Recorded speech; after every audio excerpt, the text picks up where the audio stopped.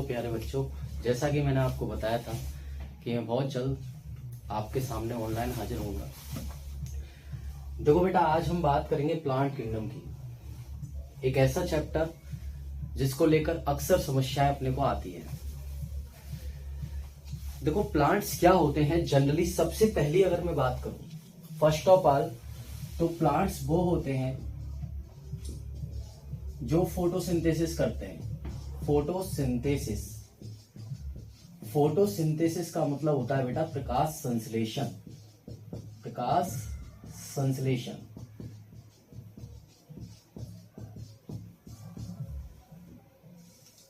बच्चों, प्रकाश संश्लेषण करते हैं, इसका मतलब ये प्लांट जो होते हैं ना, वो होते हैं बेटा ऑटोट्रॉफिक। ऑटोट्रॉफिक, स्वपोषी की कैटेगरी में हम इनको रख देते हैं। मतलब ये अपना भोजन खुद ही बना लेते हैं। बेटा देखो, शुरुआत में क्या था, अलग अलग साइंटिस्ट ने अपने अनुसार अलग अलग तरीके से वर्गीकरण दिए अलग अलग काल पर। जैसे हम बात करें तो थियोफ्रेस्टस ने अपनी एक बुक लिखी। बेटा थियोफ्रेस्टस कौन है? थियोफ्रेस्टस, इन्हें हम कहते हैं father of botany. Father of botany कहने का मतलब ये है वनस्पति विज्ञान के जनक।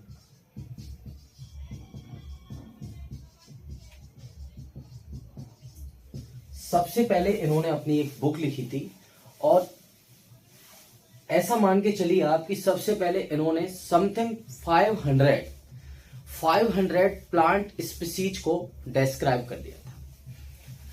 और इनकी जो बुक थी, उस बुक का नेम था बेटा हिस्टोरिया प्लांटेरम। Historia plantarum.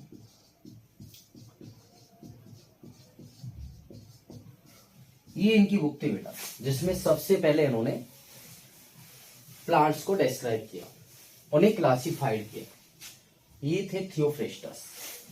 पुरानी बात है बेटा, आज का जो आधुनिक वर्गीकरण है वो इससे थोड़ा अलग है। तो इन्होंने अपने अकॉर्डिंग प्लांट्स को 4 कैटेगरी में बांट दिया बेटा। उनमें सबसे पहली जो कैटेगरी थी बेटा, वो थी वृक्ष, उसके बाद छुप, उसके बाद उपछुप, और उसके बाद साग। इस तरीके से 4 कैटेगरी थियोफ्रेस्टस ने बनाई। टाइम स्पेंड हुआ, कैरोलस लीनियस ने लैंगिक पद्धति का प्रतिपादन किया। उन्होंने पुंकेसर क्या होता है बेटा? देखो, पुंकेसर को हम स्टेमन कहते हैं। जनरली क्या होता है, एक फ्लावर जो होता है वो मॉडिफाइड कंडेंस्ड शूट होता है। तो एक पार्ट होता है रिप्रोडक्टिव ऑर्गन एंड्रोइशियम। तो उस एंड्रोइशियम का जो यूनिट है उसे स्टेमन कह देते हैं हम। उस स्टेमन का नंबर कितना है, उस स्टेमन का साइज क्या है, लेंथ क्या है, उसके अकॉर्डिंग कैरोलस लीनियस ने प्लांट्स को डिवाइड किया।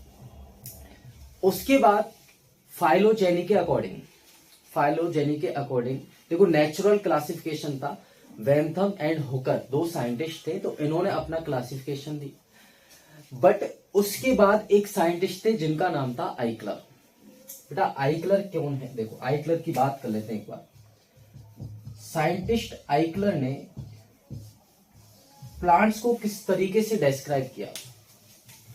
उन्होंने बताया कि प्लांट्स 2 टाइप्स के होते हैं। पहली वाली जो कैटेगरी होती है उसे बेटा उन्होंने नाम दिया क्रिप्टोगैमस। और दूसरी वाली जो कैटेगरी होती है उसे नाम दिया बेटा फेनेरोगैमस। क्रिप्टोगैमस का सीधा मतलब क्या होता है बेटा? क्रिप्टोगैमस का सीधा सा मतलब हो गया कि इनके जो रिप्रोडक्टिव ऑर्गन्स हैं, जननांग हैं, वो छुपे हुए पाए जाते हैं। मतलब ये सीड प्रोड्यूस नहीं करते, ठीक है। या फिर ऐसा कह सकते हैं छिपे हुए जननांग जहां देखने को मिलते हैं, उस कैटेगरी को कहते हैं हम क्रिप्टोगैमस, ठीक है। जहां स्पष्ट दिखाई देते हैं, स्पष्ट जननांग विजुलाइज हमें होते हैं, स्पष्ट जननांग जहां पाए जाते हैं, उस कैटेगरी को कहते हैं फेनेरोगैमस। अपने पास बेटा टोटल कैटेगरी में क्रिप्टोगैमस में इसने थैलोफाइटा, ब्रायोफाइटा एंड टेरिडोफाइटा इनको रखा। पहली जो कैटेगरी थी इनके पास, उसका नाम था बेटा थैलोफाइटा। दूसरी जो कैटेगरी इन्होंने बनाई उसका नाम था बेटा ब्रायोफाइटा, ब्रायोफाइटा। और तीसरी वाली जो कैटेगरी इन्होंने बनाई उसका नाम था बेटा टेरिडोफाइटा। इसके बाद बेटा फेनोरोगेमस की हम बात करें तो इसमें 2 टाइप्स के प्लांट्स को इन्होंने रखा। वो प्लांट्स जिम्नोस्पर्म, जिम्नोस्पर्म जिन्हें कहते हैं हम अनावृत बीजी पादप, अनावृत बीजी पादप। कहने का मतलब ऐसे पादप जिनमें नेक्ड सीड पाए जाते हैं, नेक्ड सीड। बीज तो बने, सीड प्रोड्यूस किए। देखो टेरिडोफाइटा में स्पोर का फॉर्मेशन हुआ, स्पोर को कहते हैं हम बीजाणु, लेकिन सीड बने थे यहाँ क्लियरली स्पष्ट तरीके से जन्नांग यहाँ पाए जाते हैं। और दूसरी जो कैटेगरी थी उन्हें कहते हैं हम एंजियोस्पर्म, एंजियोस्पर्म। एंजियोस्पर्म को बेटा हम आवृत बीजी पादप का नाम देते हैं, आवृत बीजी पादप। तो ये जो आवृत बीजी पादप होते हैं, ठीक है, इनमें सीड कवर्ड होते हैं, ठीक है, सीड एनक्लोज्ड होते हैं, एनक्लोज्ड। ये जो ब्रायोफाइटा वाली कैटेगरी थी इसको 2 पार्ट्स में डिवाइड किया उन्होंने, हेपेटिसी और मसाई।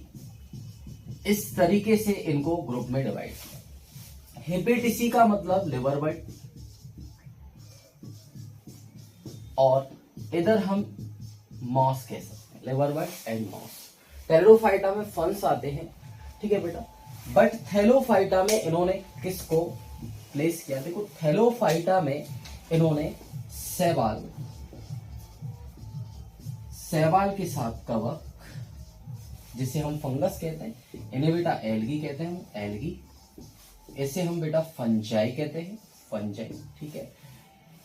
इसके साथ साथ बैक्टीरिया को भी इन्होंने इंक्लूड किया जिसे हम जीवाणु कहते हैं। बेटा देखो आधुनिक जो वर्गीकरण है, उस आधुनिक वर्गीकरण 1969 में आर.एच. विट्टेकर ने अपना 5 किंगडम क्लासिफिकेशन दिया। उस 5 किंगडम क्लासिफिकेशन में मोनेरा में बैक्टीरिया को रखा हमने, फंजाई में कवक को रखा हमने, ठीक है, और शैवाल 3 टाइप्स के जो शैवाल होते हैं, क्लोरोफाइसी, फियोफाइसी एंड रोडोफाइसी, बेटा उनको स्थान दिया हमने प्लांट किंगडम में। तो हमारा एक अलग अलग किंगडम हम पढ़ते हैं इन सबके लिए, ठीक है। देखो आइफर ने जो अपना क्लासिफिकेशन दिया था वो इस बेस पर दिया था। कुछ जो प्लांट्स है सब में देखो स्पेशलाइज्ड तरीके से कुछ फीचर डेवलप्स हुए। हम बात करते हैं एक्वेटिक प्लांट्स होते हैं, थैलोफाइटा में एक्वेटिक प्लांट्स आते हैं शैवाल, ठीक है, जिनकी हम बात करते हैं। ब्रायोफाइटा में वेस्कुलर टिश्यू नहीं पाए जाते, वेस्कुलर टिश्यू का मतलब जाइलम एंड फ्लोएम नहीं पाए जाते। टेरिडोफाइटा में जाइलम फ्लोएम पाए जाते हैं बट इनके पास सीड का प्रोडक्शन नहीं हुआ। इधर सीड बने जिम्नोस्पर्म और एंजियोस्पर्म के पास। जिम्नोस्पर्म में जो सीड होते हैं वो नेक्ड होते हैं, नग्न बीजी पादप, इसीलिए इनको कहा जाता है बेटा। आवृत बीजी में सीड एनक्लोज्ड होते हैं, ये फ्लावर भी प्रोड्यूस करते हैं। तो जैसे जैसे हम इवोल्यूशन की बात करते हैं तो हमें देखो आगे चल के देखने को मिलता है कि शैवाल, उसके बाद ब्रायोफाइटा, फिर pteridophyta, gymnosperm and angiosperm, these are major categories of plants, ठीक है बेटा। इससे आगे चलते हैं बेटा।